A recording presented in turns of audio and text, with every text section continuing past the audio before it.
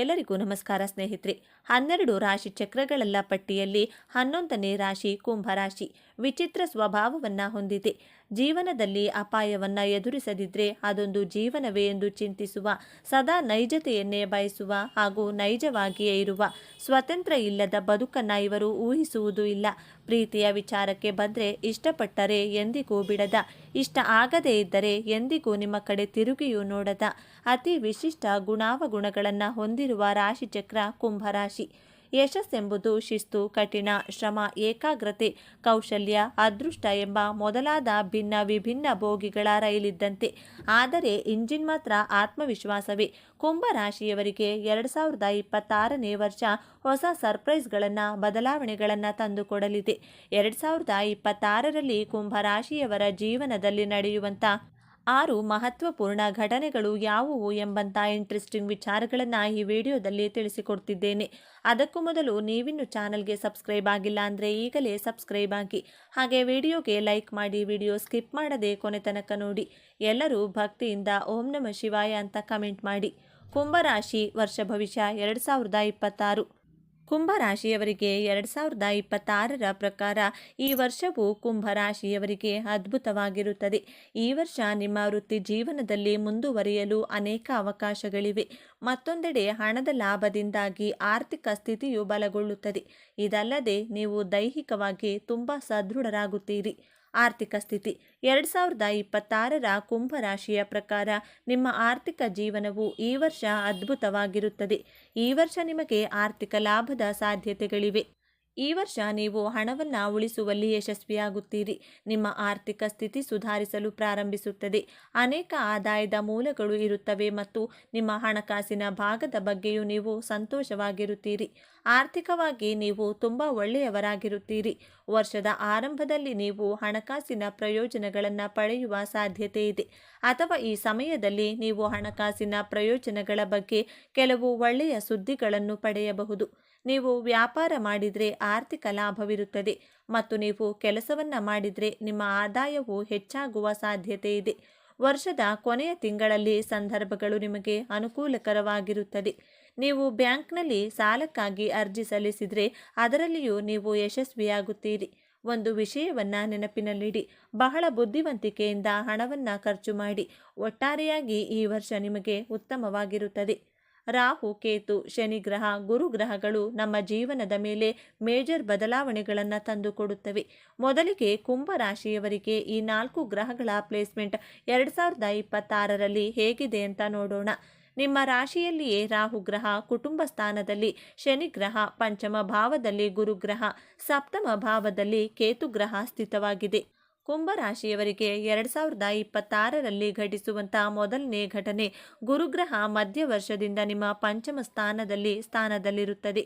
ಗುರುಗ್ರಹ ನಿಮ್ಮ ದ್ವಿತೀಯಾಧಿಪತಿ ಹಾಗೂ ಲಾಭಾಧಿಪತಿಯಾಗಿ ಪೂರ್ವ ಪುಣ್ಯ ಸ್ಥಾನವಾದಂಥ ಪಂಚಮ ಭಾವದಲ್ಲಿ ಸ್ಥಿತವಾಗಿದೆ. ಆದ್ದರಿಂದ ಮದುವೆಯಾಗಿ ಮಗುವಿನ ನಿರೀಕ್ಷೆಯಲ್ಲಿರುವಂಥ ಕುಂಭರಾಶಿಯವರಿಗೆ ಮಧ್ಯ ವರ್ಷದ ಒಳಗೆ ಕನ್ಸೀವ್ ಆಗುವಂತಹ ಯೋಗವಿದೆ. ಗುರುಗ್ರಹ ಸಂತಾನಕ್ಕೆ ಕಾರಕ ಗ್ರಹ. ಸಂತಾನ ಭಾವದಲ್ಲಿಯೇ ಇರುವುದರಿಂದ ಹಾಗೂ ನಿಮಗೆ ಗುರುಗ್ರಹ ದಶ ನಡೆಯುತ್ತಿದ್ದರೆ 99% ಸಂತಾನವಾಗುವಂಥ ಯೋಗ ತೋರಿಸ್ತಿದೆ. 2026ನೇ ವರ್ಷದಲ್ಲಿ ನಿಮ್ಮ ಕುಟುಂಬದ ಸದಸ್ಯರ ಜೊತೆ ಪ್ರೀತಿ ವಿಶ್ವಾಸವಿದ್ದು ಸಾಮರಸ್ಯದಿಂದ ಕೂಡಿರುತ್ತೀರಾ. ಎರಡನೆಯದಾಗಿ, ಕುಂಭರಾಶಿ ವಿದ್ಯಾರ್ಥಿಗಳಿಗೆ ವರ್ಷದ ಪ್ರಾರಂಭದಲ್ಲಿ ನಿಮ್ಮ ವಿದ್ಯಾಭ್ಯಾಸದಲ್ಲಿ ಸ್ವಲ್ಪ ಅರ್ಥವಾಗದೇ ಇರುವುದು, ಕನ್ಫ್ಯೂಷನ್ಗಳನ್ನು ಮಾಡಿಕೊಳ್ತೀರಿ. ಓದಿದ್ದು ಮರೆತು ಹೋಗುವುದು, ಸೋಮಾರಿತನವಿದ್ದರೂ ಮಧ್ಯ ವರ್ಷದ ನಂತರ ಗುರುಗ್ರಹ ನಿಮ್ಮ ಉಚ್ಚ ರಾಶಿಯಾದಂಥ ಕಟಕ ರಾಶಿಗೆ ಪ್ರವೇಶ ಮಾಡಿ ನಿಮ್ಮ ವೃತ್ತಿಸ್ಥಾನ ವ್ಯಯಭಾವ ದ್ವಿತೀಯ ಭಾವವನ್ನು ವೀಕ್ಷಿಸುತ್ತದೆ. ವಿದ್ಯಾರ್ಥಿಗಳು ನಿಮ್ಮ ವಿದ್ಯಾಭ್ಯಾಸಕ್ಕೋಸ್ಕರ ನಿಮ್ಮ ನೆಗೆಟಿವ್ ಯೋಚನೆಗಳಿಂದ ದೂರವಿರಿ. ನೇಟಿವ್ ಪ್ಲೇಸಿಂದ ದೂರ ಹೋಗಿ ಓದುವಂತಹ ಯೋಗವಿದೆ. ನಿಮ್ಮ ಕನಸು ನನಸಾಗುವಂತಹ ವರ್ಷ. ಕುಂಭರಾಶಿಯ ವಿದ್ಯಾರ್ಥಿಗಳು ಉನ್ನತ ಶಿಕ್ಷಣಕ್ಕೆ ಜಾಯಿನ್ ಆಗಬಹುದು. PhD ಮಾಡುವಂತಹ ಯೋಗವಿದೆ.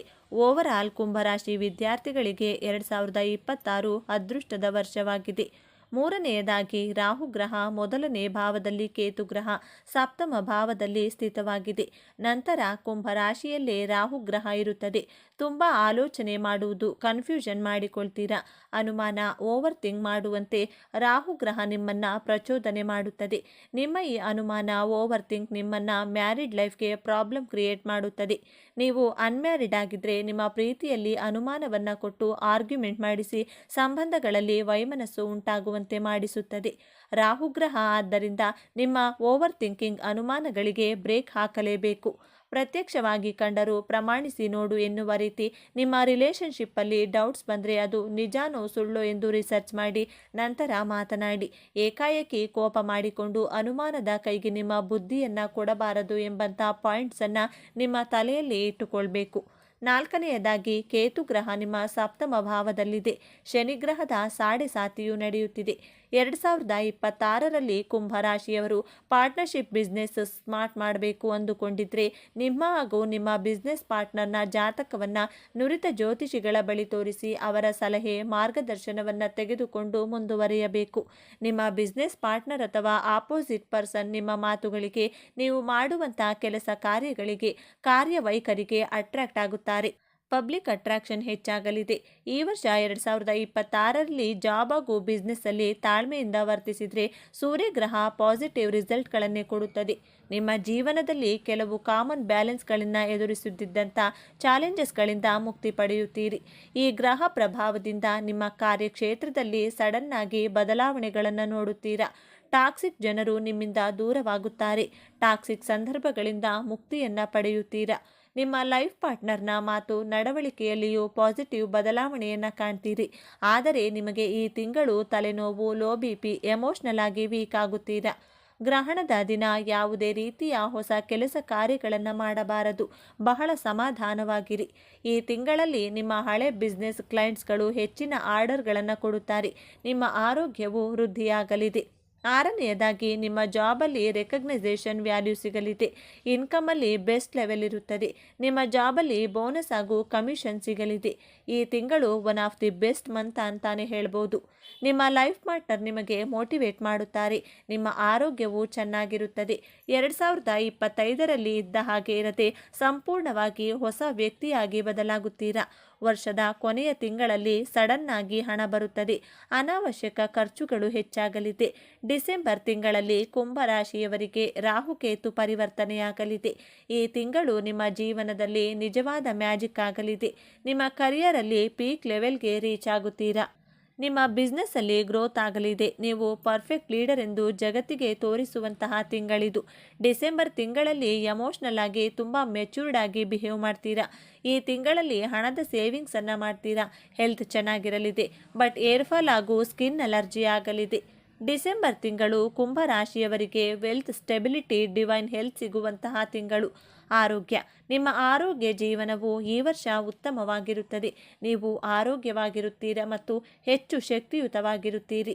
ನಿಮ್ಮಲ್ಲಿ ಉತ್ಸಾಹ, ಅದ್ಭುತವಾದಂತಹ ಚುರುಕುತನವನ್ನು ಕಾಣಬಹುದು. ನಿಮ್ಮ ಧೈರ್ಯವು ಹೆಚ್ಚಾಗುತ್ತದೆ. ಇದರಿಂದಾಗಿ ನೀವು ದೊಡ್ಡ ಕೆಲಸವನ್ನು ಮಾಡುವಲ್ಲಿ ಯಶಸ್ವಿಯಾಗುತ್ತೀರಿ. ಆದಾಗ್ಯೂ ಕೆಲವೊಮ್ಮೆ ನೀವು ಹವಾಮಾನ ಬದಲಾವಣೆಯ ಸಮಯದಲ್ಲಿ ಸಂಭವಿಸುವ ಸಣ್ಣ ರೋಗಗಳು ಅಥವಾ ರೋಗಗಳನ್ನು ಹೊಂದಿರಬಹುದು. ಅದು ನಿಮ್ಮನ್ನು ಆವರಿಸಬಹುದು. ಹಾಗೆ ಜ್ವರ, ತಲೆನೋವು, ನಿದ್ರಾಹೀನತೆ ಇತ್ಯಾದಿ. ಈ ರೀತಿಯ ಸಮಸ್ಯೆಯು ನಿಮ್ಮ ಆರೋಗ್ಯಕ್ಕೆ ಹಾನಿಯಾಗುವುದಿಲ್ಲ. ಆದಾಗ್ಯೂ ನೀವು ಅಂತಹ ಪರಿಸ್ಥಿತಿಯಲ್ಲಿ ತಕ್ಷಣದ ಚಿಕಿತ್ಸೆಯನ್ನು ಪಡೆಯಬೇಕು.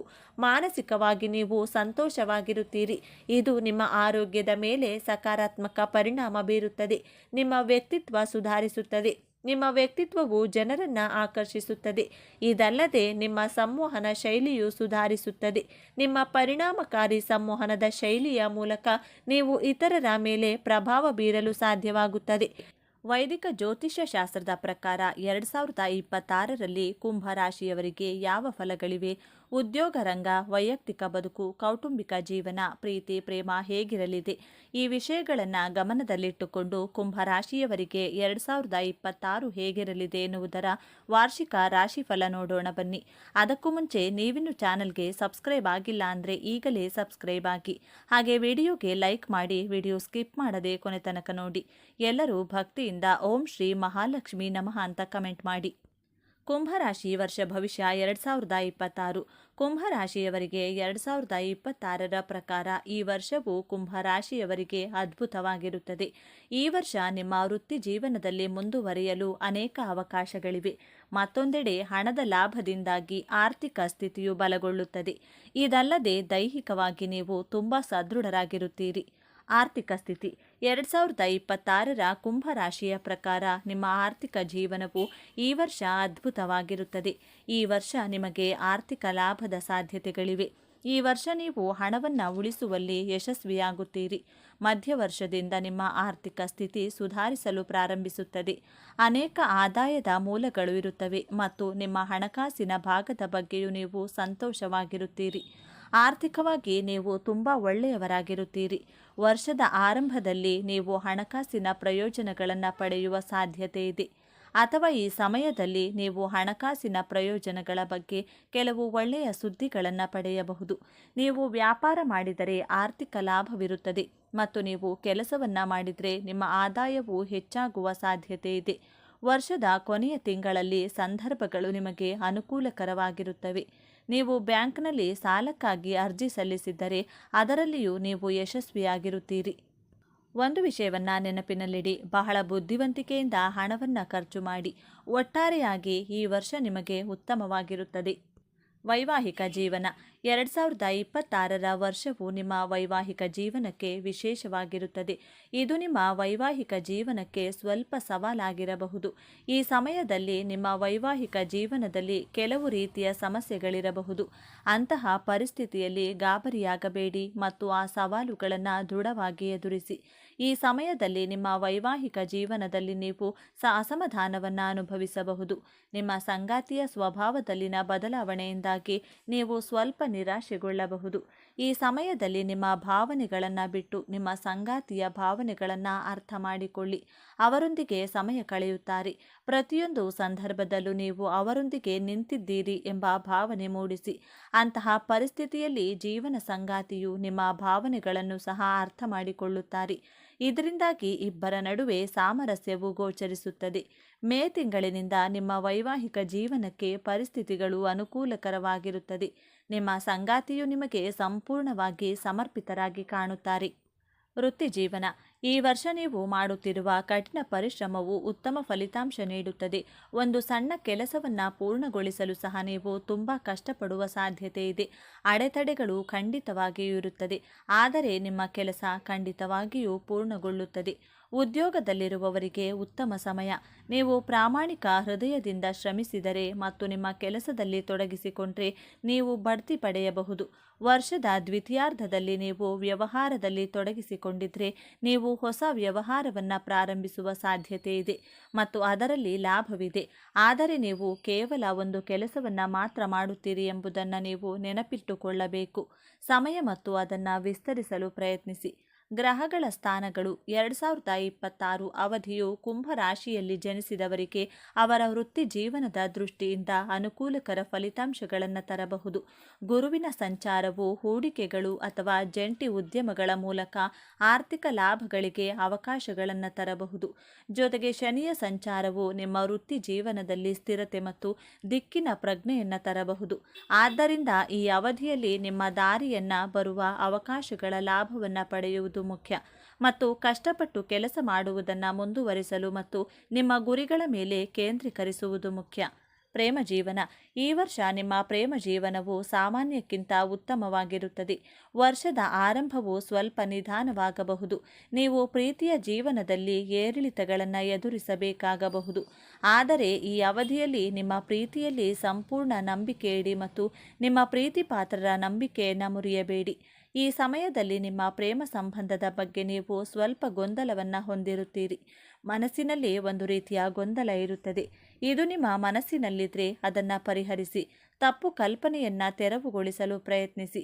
ಈ ವರ್ಷ ನೀವು ನಿಮ್ಮ ಪ್ರೇಮಿಯೊಂದಿಗೆ ದೀರ್ಘ ಪ್ರಯಾಣವನ್ನು ಮಾಡಬಹುದು. ಗಿರಿಧಾಮ ಅಥವಾ ಕಡಲ ತೀರದ ಸ್ಥಳವು ನಿಮ್ಮ ನೆಚ್ಚಿನ ತಾಣವಾಗಿರಬಹುದು. ಪ್ರೇಮ ಜೀವನಕ್ಕೆ ಮಂಗಳಕರ ತಿಂಗಳಿರುತ್ತದೆ. ನಿಮ್ಮ ಪ್ರೇಮ ವಿವಾಹಕ್ಕೆ ಅವಕಾಶಗಳು ದೊರೆಯುತ್ತಿವೆ. ನಿಮ್ಮ ಪ್ರೀತಿಯ ಸಂಬಂಧವನ್ನು ಮದುವೆಯ ಸಂಬಂಧವಾಗಿ ಪರಿವರ್ತಿಸಲು ನೀವು ಬಯಸಿದರೆ ಇದು ನಿಮಗೆ ಉತ್ತಮ ಸಮಯವಾಗಿರುತ್ತದೆ. ನಿಮ್ಮ ಪ್ರೀತಿಗೆ ತಾಜಾತನವನ್ನು ತರಲು ನಿಮ್ಮ ಸಂಗಾತಿಯೊಂದಿಗೆ ಆನಂದಿಸಿ. ಪ್ರೀತಿಯಲ್ಲಿ ಪಾರದರ್ಶಕತೆಯನ್ನು ಕಾಪಾಡಿಕೊಳ್ಳಿ. ಶಿಕ್ಷಣ ವಿದ್ಯಾರ್ಥಿಗಳಿಗೆ ಈ ವರ್ಷ ಸ್ವಲ್ಪ ಸವಾಲಿನದ್ದಾಗಿರುತ್ತದೆ. ವಿದ್ಯಾರ್ಥಿಗಳು ಕಠಿಣ ಪರಿಶ್ರಮ ಪಟ್ಟಾಗ ಮಾತ್ರ ಉತ್ತಮ ಫಲಿತಾಂಶ ಸಿಗುತ್ತದೆ. ಅಂದರೆ ಈ ವರ್ಷ ಅದೃಷ್ಟವು ನಿಮ್ಮ ಪರವಾಗಿ ಕಡಿಮೆ ಇರುತ್ತದೆ.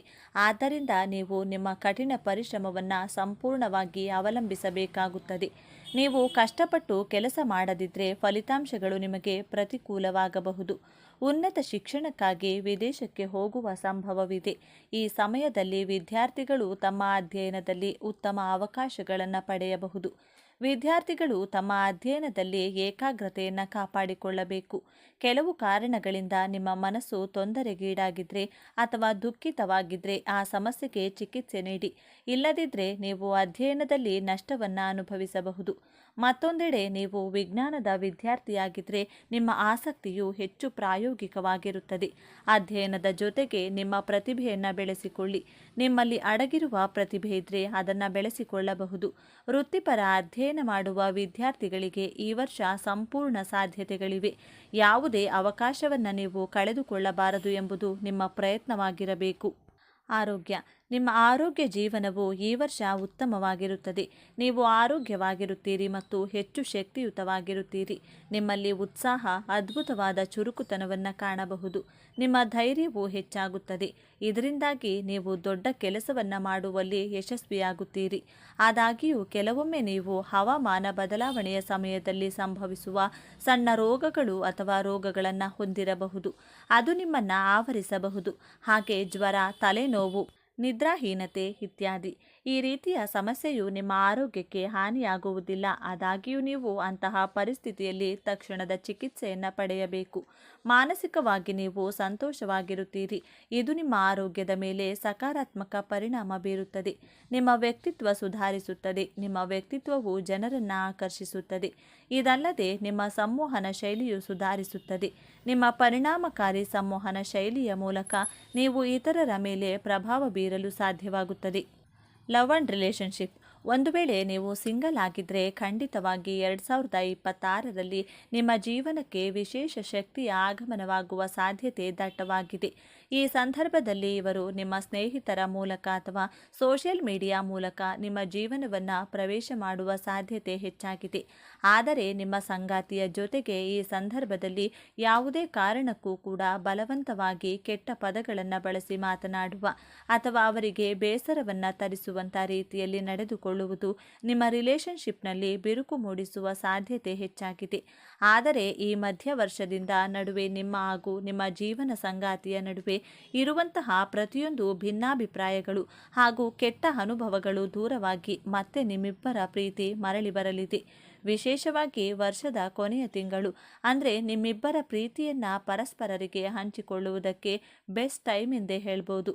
ಸಾಕಷ್ಟು ಜನ ಪ್ರೇಮಿಗಳು ಕೊನೆಯ ತಿಂಗಳಿನಲ್ಲಿಯೇ ತಮ್ಮ ಪ್ರೀತಿಯನ್ನು ಮದುವೆಗೆ ಪರಿವರ್ತಿಸುವಂಥ ನಿರ್ಧಾರವನ್ನು ಕೂಡ ತೆಗೆದುಕೊಳ್ಳಲಿದ್ದಾರೆ.